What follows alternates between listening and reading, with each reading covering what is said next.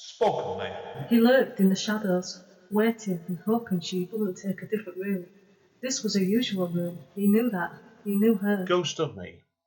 The new book by Amanda Steele can be found at Amazon, Kobo, Waterstones, and many, many other places. Hi guys, it's Andy N. Thanks today for downloading or streaming yet another episode of Spoken Label. As you may or may not be aware, Spoken Label was started in the beginning of 2006, and currently we have well over 150 sessions recorded and sent. Although you can find it on various networks, the full archive is available for streaming and downloading at Spoken Label bandcamp.com. It is a free download or free stream in there, but obviously, if you feel like chucking me a few pennies that way, it'd be eternally grateful to help me keep this podcast going and keep improving my equipment, etc. Enjoy. Speak to you soon. Bye bye. Spoken name. Hi guys, Andy N, Spoken Label, back in the house again. I'm on Zoom tonight. Now this is somewhat different for me tonight because I am used to doing joint interviews with people. I've not done a joint interview on Zoom yet. And I've got two people with me today. So one of which, Jude Montague. I first met Jude, I reckon, 10 years ago.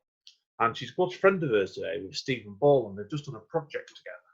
So do you want to introduce yourself to everybody? First of all, Jude, you go first. Tell everybody a little bit about yourself. And then Stephen, can you do that as well? And we'll take it from there. Sure. Yeah. Hello. So yes, I'm Jude, and I met Andy 10 years ago in Ireland because we're both poets, and we went to be poets in Ireland on the Sheep's Head Peninsula. And very nice it was too. Lovely weather. And yeah, so I'm a poet, and part of this project actually uses some of my poetry. I'm from Crumpsall originally. Then I went to Bolton, and I've been living in London for 20 years. It's longer now, 30, who knows how long, forever. And when I first came to London, I squatted, and some of my poetry is a sort of magical realism set in that very real time of squatting, which was quite surreal as well. And I do other things. I'm a musician, I'm an improviser, I do a radio show regularly on Resonance FM, and weirdly, in collaborating with Stephen, I'm also a film historian. He is more acclaimed film historian than I, but yet I have a small career in that, having been a media archivist for Reuters television for over 10 years, and I wrote some poetry about that too.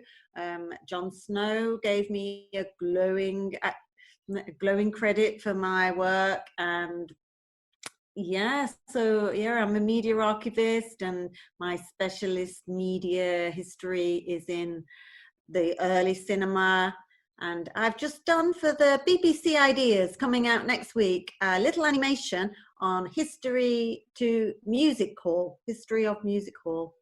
Oh, I'll be asking you about that off mic next. I want to see the link to that. Definitely with that one. So excellent. And Stephen, tell people a little bit about yourself then.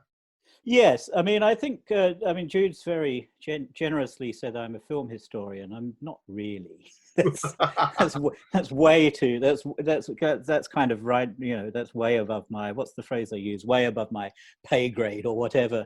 But I do work as an academic at Central St Martin's, which is the art school, and I've been working there since. It's about 17 years now. It doesn't seem like it, but about 17 years now. And the reason that Jude suggested that I might be a film historian is because I work.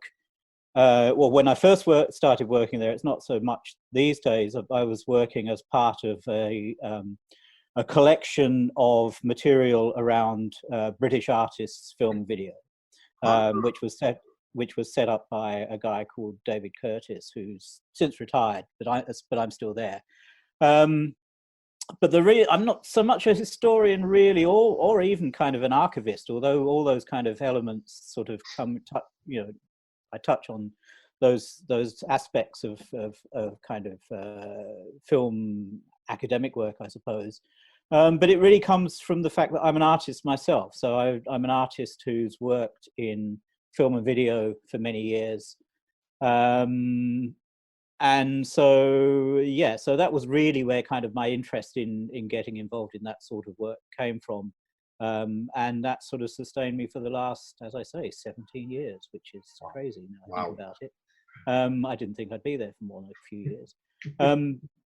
Before I did that, I lived in Australia for quite a long time. I lived in Australia for 12 years.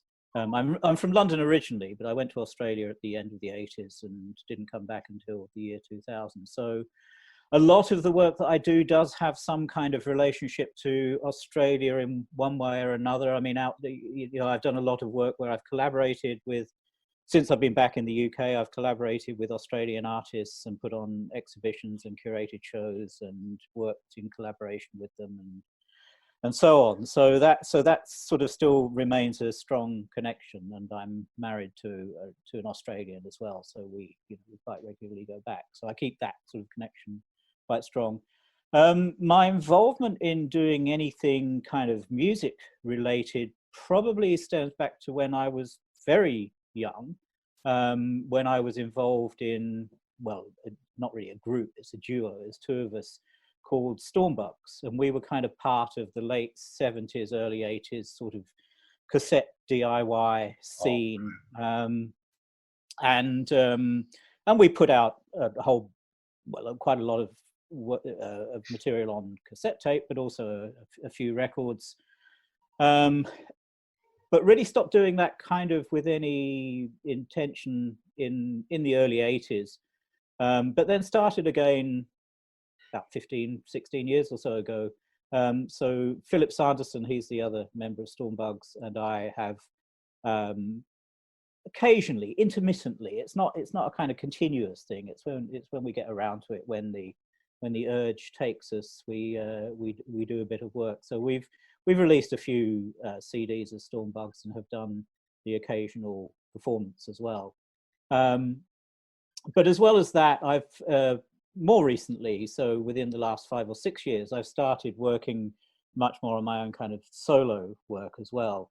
And I guess that's probably how Jude and I first came across each other, was because some of my earliest, well, in fact, still some of my CDs were published by Linear Obsessional, which is a little independent micro label run by Richard Sanderson, who does some amazing work with Linear Obsessional.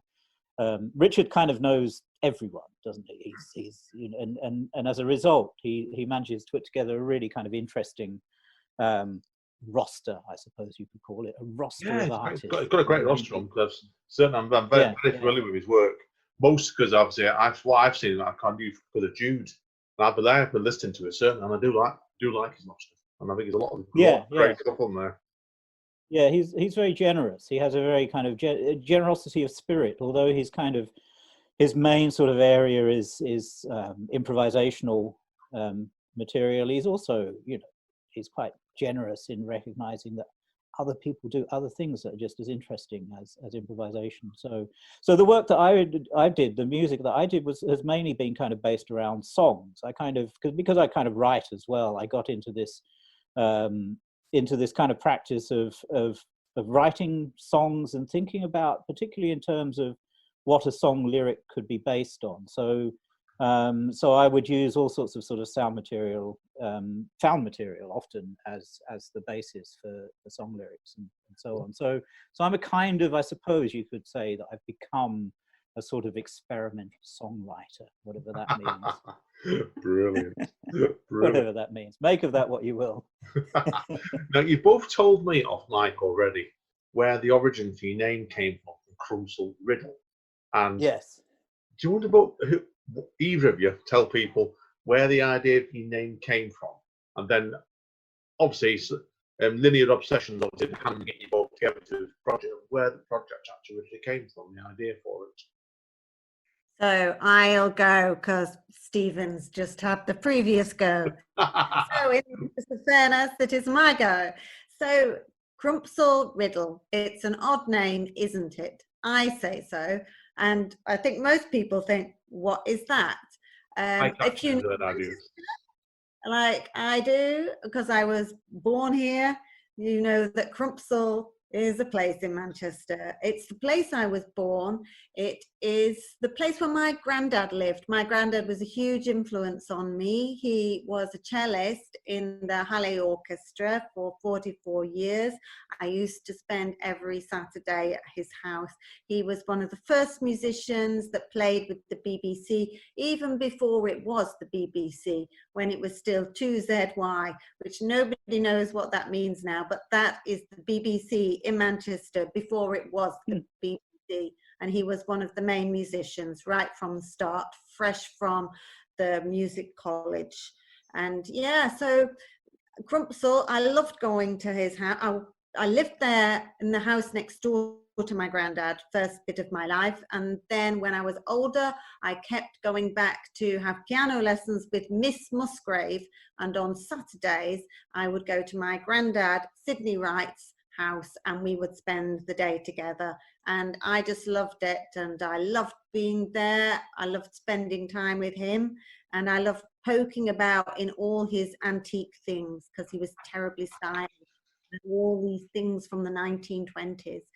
So when I said to Stephen, let's both independently choose a word each, just one word, and we won't tell each other what we've chosen, and then we'll just write it down. And I think Stephen wrote down on Facebook chat, he probably said, you go first. So I did, and my word was Crumpsall, and then he chose the word Riddle. And Stephen, tell everybody about where Riddle came from. I like the story before and that. Yes, well, as we were messaging, I had the television on in sort of in the background. I was kind of half watching it, and there's this Freeview station called Forces TV. I mean, I presume from the name, it's kind of target audience is kind of, I don't know, ex-servicemen or servicemen or something, whatever. I mean, I'm not an ex-serviceman, so I wouldn't know. But it has a tendency to show a lot of old sitcoms from the sort of 1970s. And I happened to catch an episode of Robin's Nest. And what kind of intrigued me, in Robin's Nest, there's this old Irish guy who is the washer-up in the restaurant. Robin's Nest is a restaurant. And the Irish guy has one arm. So there's already kind of presumably an irony in the fact that a washer-upper has one arm. And he's a bit of a character. He very much plays the Irish part. But his name turned out to be Riddle, which I hadn't realised. I hadn't realised that I just kind of acknowledged that at the point when Jude and I were messaging each other. So I just kind of said Riddle. So that's it. So that part of the name is named after a one-armed Irish washer-upper in Robin's Nest. But I have to say, I think it really suits Stephen, because Riddle, it's like the riddler. He's a man who likes a conjurer. I'm an enigma. Wow, maybe a bit of that Anglo-Saxon riddlingness about him, where there's a kind of question in a poem, or you talk about something by its attributes rather than what the thing is. Do I do that? Do I? Oh God! I think you might be right. I probably do. Yes, but I also think right about it. I haven't analysed it yet, but I'm feeling it. Yeah. It also appealed to me because I'm partly Irish as well. There's Irish in my family, so I kind of like the sort of the kind of enigmatic, kind of lyrical notion of riddles and Irish things, limericks. I mean, I don't know if limericks are actually Irish, but it's certainly Irish. Who knows? Who knows? I don't know off the top of my head. Anyway, There was a young fellow called Riddle. Don't stop me, limericks. The only ones I know are pornographics. We'll get this program taken down. Now, I'll ask whoever did this next can answer the next one then. Who came up with a title for the album, Looking After the Duck? It's named after the song. Yeah, Looking which I After can the say Duck. there's a song on there called that. So it's the lyrics to the song are Jude. So I suppose by default she didn't you? I suppose they are my lyrics. I can say, like George Washington, I cannot tell a lie. Although it might have been my idea to actually call it Looking After the Duck. It's very, the whole album. very mysterious. Look, you know, it's something happens and then it sticks, doesn't it? Something, and if it isn't right, it won't stick. But most things stick, yeah. Well, it's like the name. I mean, it's a peculiar name, but a lot of kind of bands and groups have names. And actually, I mean, nobody has actually asked me the question yet of why are we called Crumpsall Riddle. That people often just, they're very generous. They take things and they accept them. Oh yeah. Until you get people like me, then I'm curious. My other half came in and said, "Why are you called Crumpsall Riddle? This pretentious name. Your surname." And I did point out to him that he was in a band called the Kenny Process Team, and that he'd been in this band. Yeah. I think I'm entitled to have an arty name. And I think band names are, they can be kind of nonsensical, but you get used to them, and you know what they are. I mean, first time I heard most band names. I remember the first time I heard the name Oasis. I thought, what a ridiculous name for a group. I mean, I still think that, but but I'm used to it. Join the club. No, I get you. Now, obviously, with the album in question, then it was. I've read this right. It was done in 3 sessions, wasn't it? I think it was last year, actually. We think so, yes. If our memory is correct, it was, yes. Yeah. So, okay, when you had met up to do your sessions on the album, then how much was prepared then in advance? Did you both know what you were going to do, or was it kind of catch you? We didn't really have much of a clue what we were going to do. All we did. Oh, look at that! Yeah. People won't see this because audio. People who can't see it, yes. Yeah. Light went on in Stevens. People who can't light shined down on Stevens and it went dark in Jude. Very strange. You can edit this, can't you? Nah. Where were we? Oh, we were talking about when we first started. I mean, what we talked about doing something for some time. We'd had this kind of ongoing conversation. Oh, yeah. In fact, I think it was Jude's idea initially. She wanted to sort of collaborate on something, and I thought, well, that could be quite interesting. But it seemed, for some reason, I can't remember why, it seemed to take us a while to get around to actually getting together. And then there were a few sort of conversations beforehand. So, okay, so what are we going to do when we get together? So we had this idea that we would maybe start with some texts. So the first session, I went along with this book of prose poems by Turgenev, which I just kind of pulled almost at random off my bookshelf. And it was a book that used to belong to my uncle, my late uncle. And when I pulled it off my bookshelf, I just kind of flipped through it, and a piece of paper with a note written on it in my uncle's handwriting. His handwriting was terrible, so I can't read actually what it says, but came out of one of the pages, and the page that it came out of was the poem "The Old Man." So the whole thing was kind of arbitrary. It was just randomly kind of determined that I thought, okay, let's have a go at this. And I read the poem, and I thought this would be an interesting poem to try and turn into a song. So that was actually the first thing we did, isn't it? It was, and that kind of set the process, really. That what we did for everything else was to find some piece of writing that already existed, whether it was something of Jude's or something of mine or something from elsewhere, and then we would improvise that into a song. So that was really the first session. So I think we both kind of, at first, I mean, I certainly really didn't know what to expect. All I knew was that I had this piece of text and that we were going to do something with that. Cool. Over to you, Jude. You can continue. Yes, and then, well, I enjoyed that one. I was playing that day. That was the first session. I was playing my captain's pump organ, which a portable reed organ, which you pump, and I really like it. It's actually really nice sounding one. A couple of the reeds have got a little stiff. Actually, but fortunately, Matt Armstrong, my other half's quite good at servicing instruments, very technical, so he'll get it back in tip-top condition. But it was working brilliantly that day, and it was a really nice instrument to play because it's quite easy to give a nice cushion to a vocal, and also it has this folk element, so it's quite easy to do something quite earthy that connects to the past with it, and it's quite a good one to improvise with, I think, because the sustain works. We hit on something that worked very well for that song in terms of mood, and I have to say, you have to listen out the beginning again for Matt. I'm keep going on about him. There's a bit of guitar, a little dirty guitar that he just puts at the beginning that just opens it up very nicely. And then after that, after doing The Old Man, I thought, oh, Stephen's got some text from his family. I'd better go and get some. And there's this postcard in my granddad's collection, Sidney Wright again, the man from Crumpsall.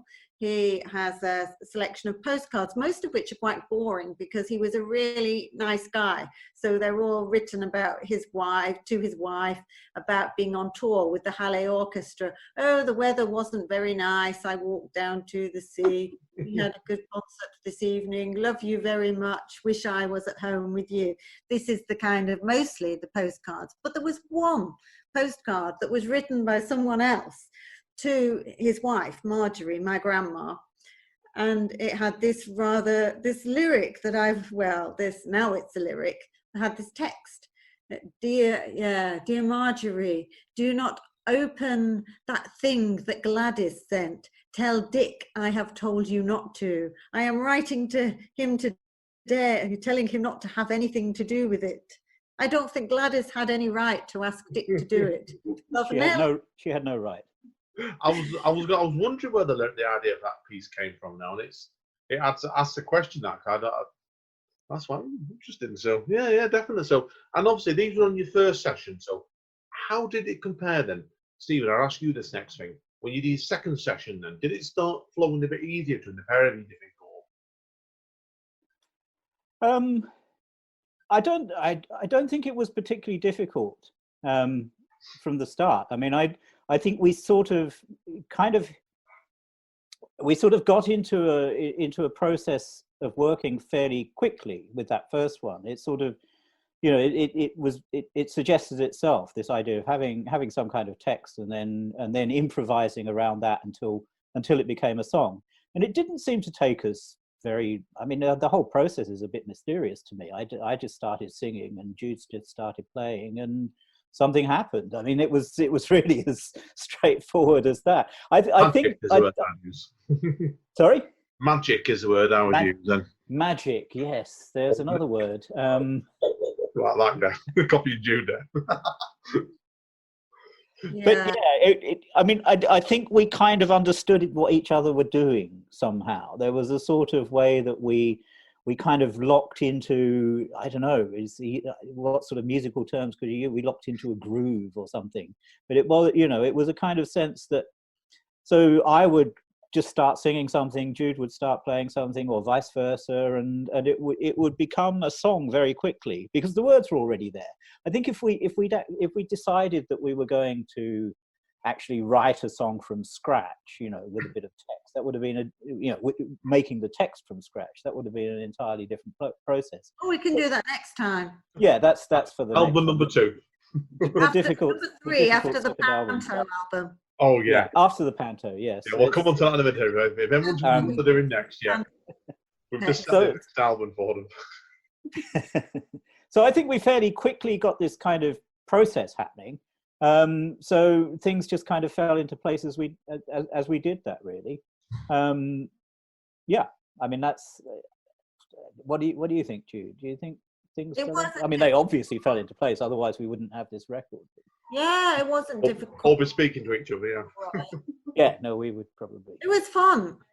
We It just had was fun. we had some fun, and we both are interested in language and words and text, as well as in music and in artistic ideas. So we it's just how we live, I think. So we just allowed ourselves to just explore something for the afternoon.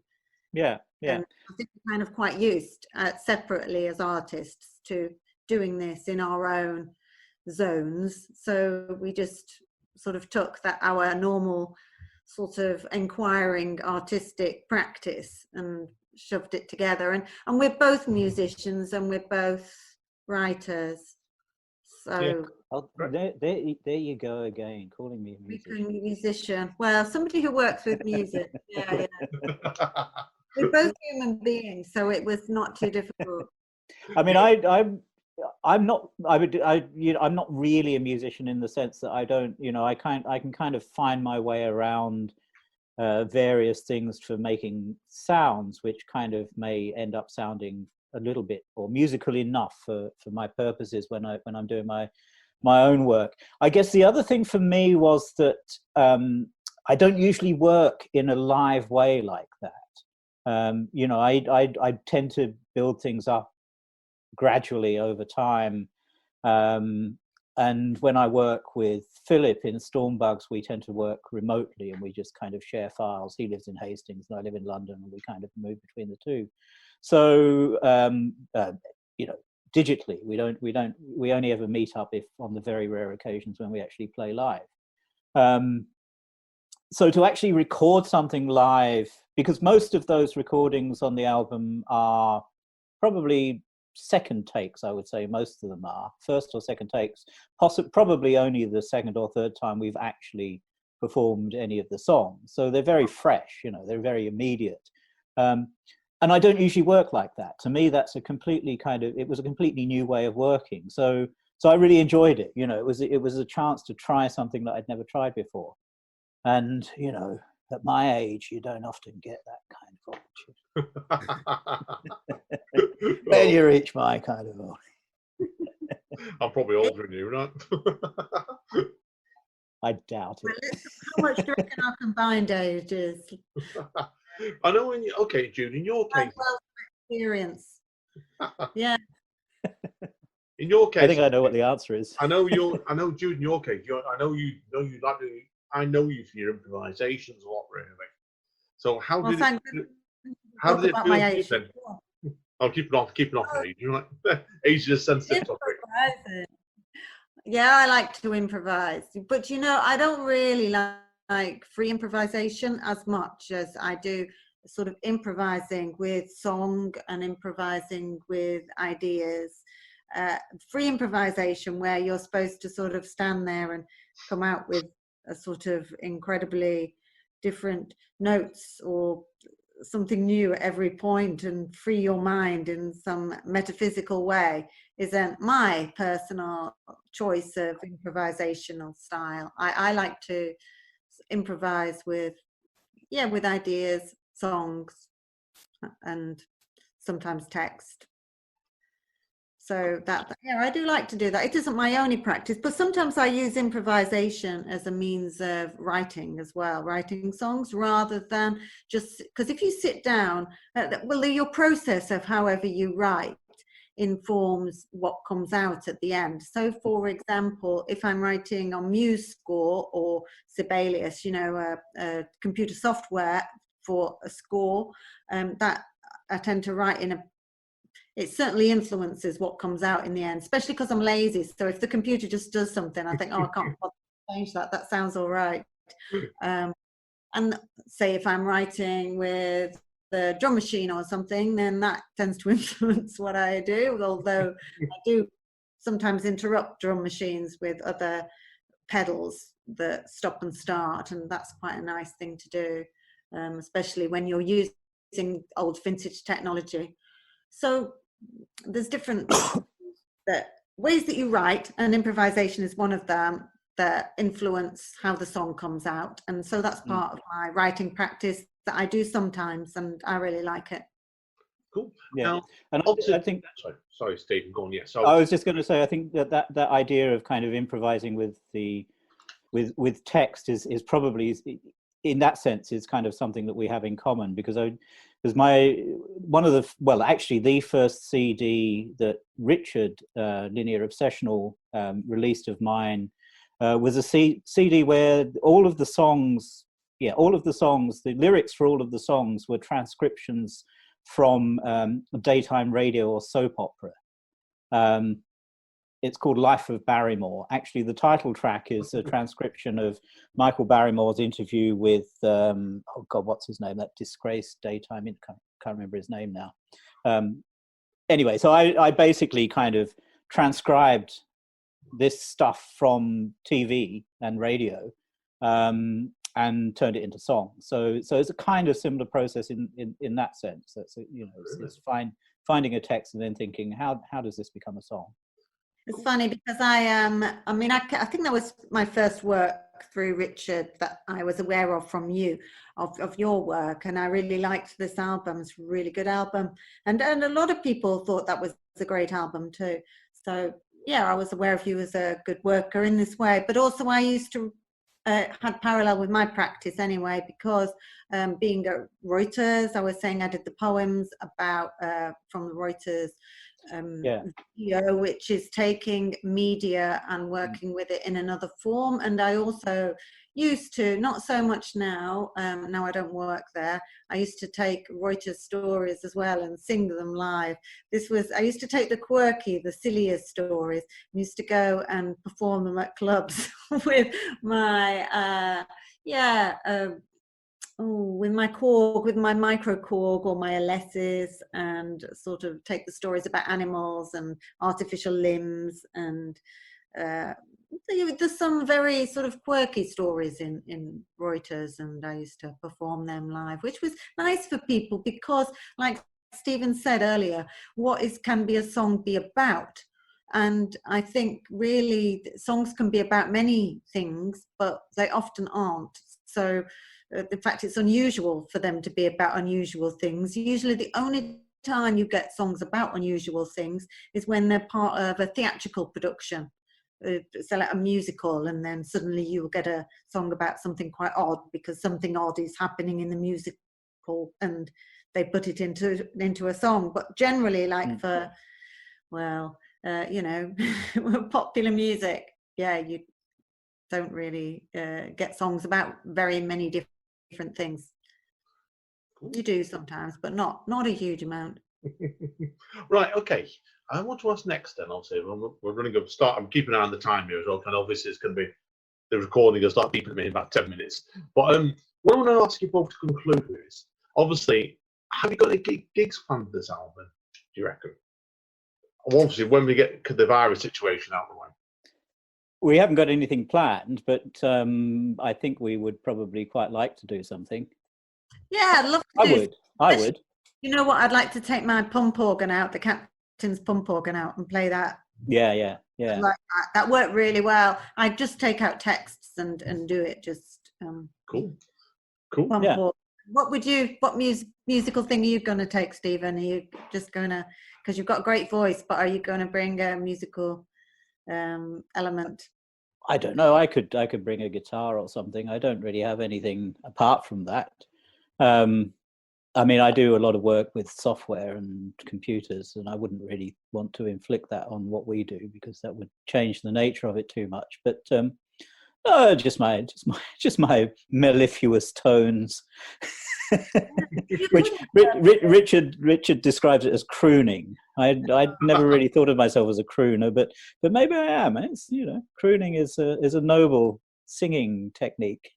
Well, maybe you could bring out some microcomputer something. I could, yeah. Not necessarily like the whole full laptop and lights, and put your sweater over your head and stuff. And again, the audience can't see.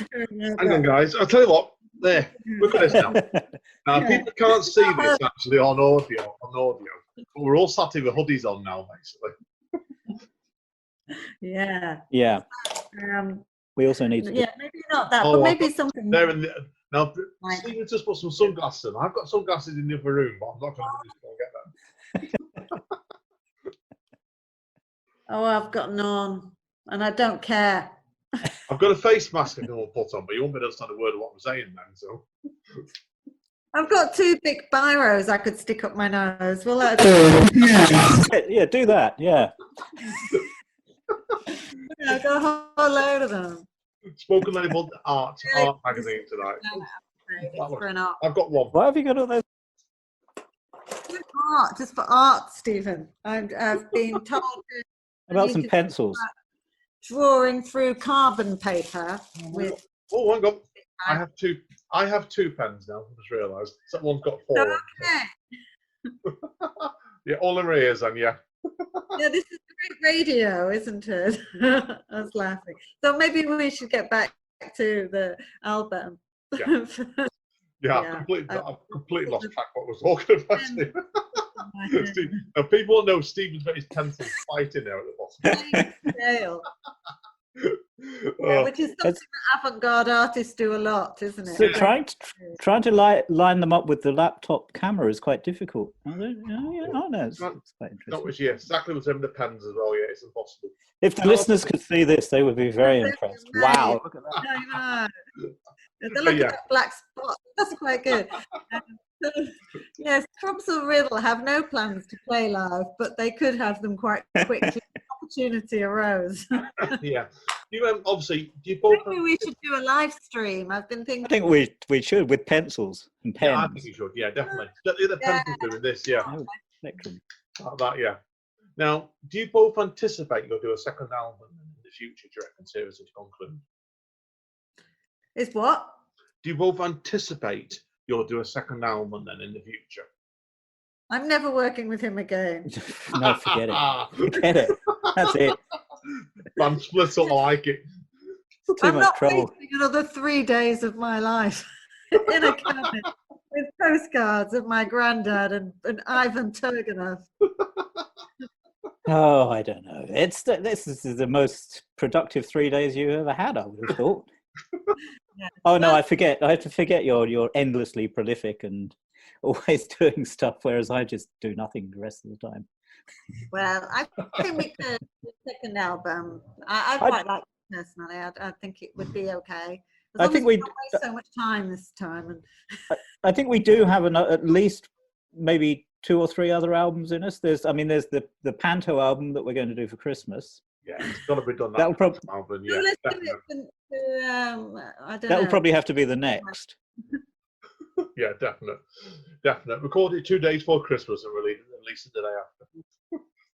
Oh, before Yeah. one thing I want to say actually is Wormhole Records really good for Yes. putting out the album, Oh, and they made yes. a beautiful job of it. I'm just thrilled with how it looks. They took a print of mine, yeah, but it actually looks really lovely. That their design is amazing. I really recommend everybody check out this very small Lancashire label. I think they're doing really brilliantly, and the best place to find them is on Twitter. I was going to ask you Wormhole, that. not That's Wormhole Records, Yeah. Wormhole World. I was going to ask you that to conclude, actually. Now, you just dropped a memory there. Obviously, where did your connection with Wormhole come from then? Was that somebody one of you knew already, or was it in there? Yeah, I'd been asked to do an album for them, and it was in the queue, and it was this April, and I didn't really have anything else in mind, so I said, okay, Stephen, shall we do the Crumpsall Riddle? Well, it wasn't Crumpsall Riddle then. Shall we do our album for Wormhole? Right, yeah, explains one of those. No, excellent. Yeah. Excellent. Obviously, now, if people are wondering how they can get hold of your album, obviously that'll be on the Wormhole Bandcamp page, won't it? So, Yes, it's Wormhole. I'm just looking at it now. It's wormholeworld.bandcamp.com. It's so difficult to say though. it's a and mouthful, it's- isn't it? Wormhole World on Bandcamp. Those W's, you have to you don't do a Wormhole World. just do it like you're doing a like that. Oh, I'll do that again. Wormhole. You just go worm. You have Worm. to put your mouth in an O shape for a W. Wormhole.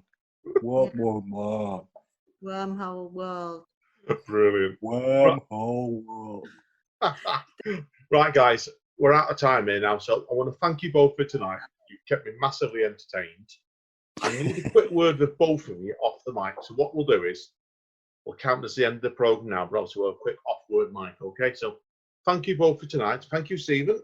And thank you, Jude. You're welcome. Thank you. Everybody, check out the album. It's as vastly entertaining as these two people are on here today. So well worth your time. So this is Andy N signing out.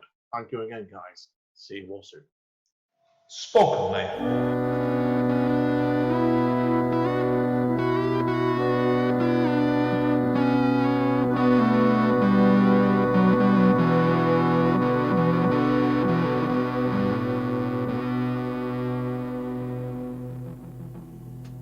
Dark, heavy days have come.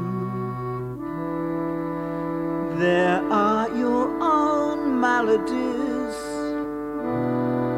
the infirmities of those you love, the cold and gloom of old age.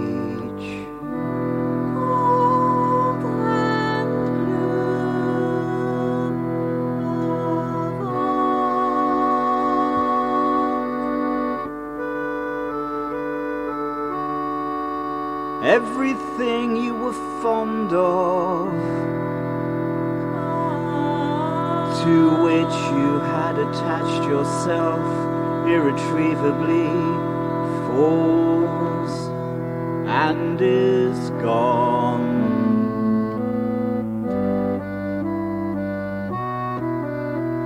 The path is going downhill.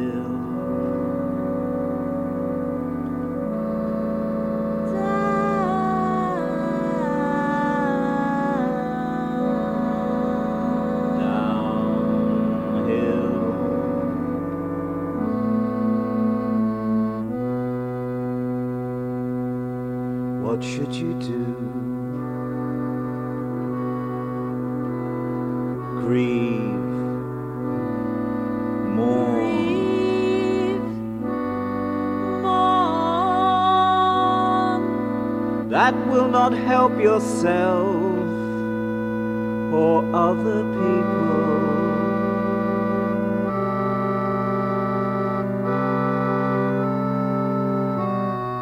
Or other people.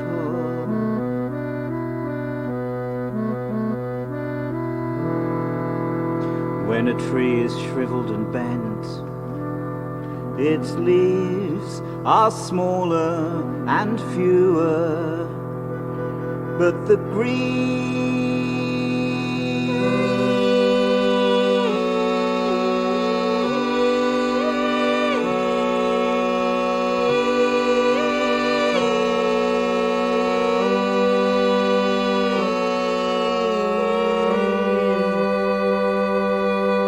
is the same.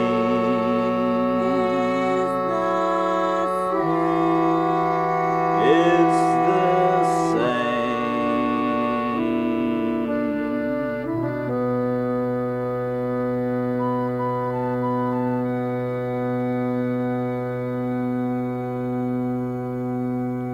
You too must withdraw into yourself and live on memories.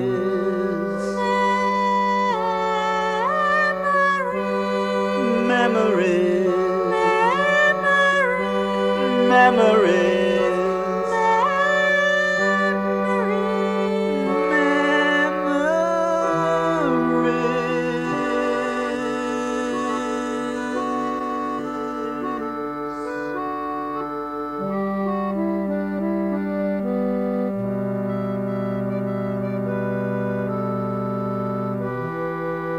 There deep down,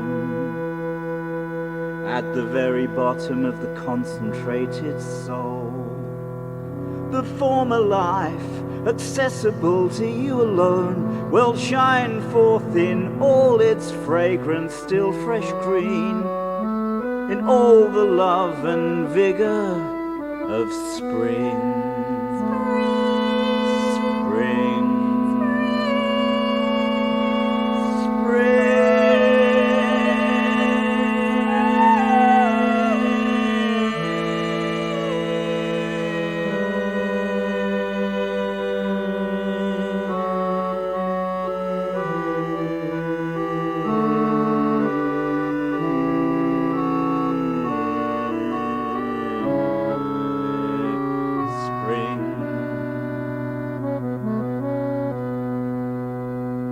But you must be prudent, don't look ahead, you poor old man, you poor old man, you old man, old man, old man, old man.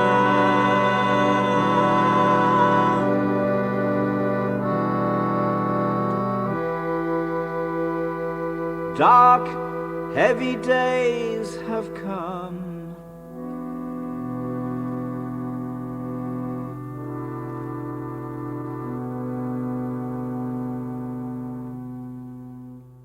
Spoken Label. Thanks again for listening to another session of Spoken Label. Our full archive can be found over on Bandcamp at Spoken Label, that's one word, Spoken Label, full stop, bandcamp.com, and there is over 150 sessions there. So I'm sure that if you've enjoyed this session, there'll be something else there you can enjoy as well. Take care. Bye bye. Spoken Label.